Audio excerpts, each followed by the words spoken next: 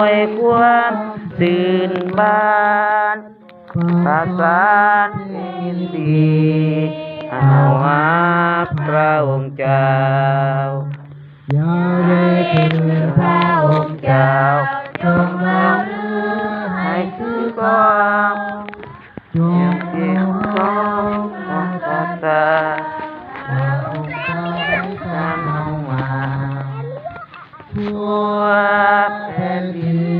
จงยินดีสรรเสริญพระเจ้าเอาอาศัยพระองค์ด้วยความตื่นบานประสานเพ่งยินดีเอาอาพระองค์เจ้าเดชะพระนามพระบิดาแด่พระบุตรแด่พระจิตอาเมนขอพระองค์เจ้าทรงสถิตกับพวกท่าน ขอพระองค์เจ้าทรงสถิตอยู่ด้วยไม่สงโอเคอำนาจการปกครองจากพ่อแม่พี่น้องที่หาถ่ายแจ้งกันทำไม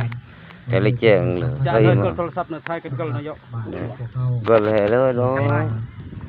กันหน่อยแค่เลยแจ้งเนาะวัดจะทำพิธีปลูกดินของปู่เสาเอกจะเป็นหนึ่งสำคัญดีสำหรับชาวบ้านทุกเข้าทุกคนทุกครอบครัวเนาะต่อไปที่พ่อก็เกิดนะเกิดก่อนเกิดสถานที่ที่เขาจะเตะเลยมาสมัครทำไมก็เลยแจ้งจับกูเหรอเอาหรอทำไมพระองค์ทรงเป็นบ่อเกิดแห่งชีวิตขอพระองค์ทรงเสกน้ำนี้เพื่อข้าพเจ้าแจ้งแล้วโทรศัพท์กูน้อยมาโลกก็ป่วยเว้ยตาโตนอนละพูนละเว้นก็ไม่โทรศัพท์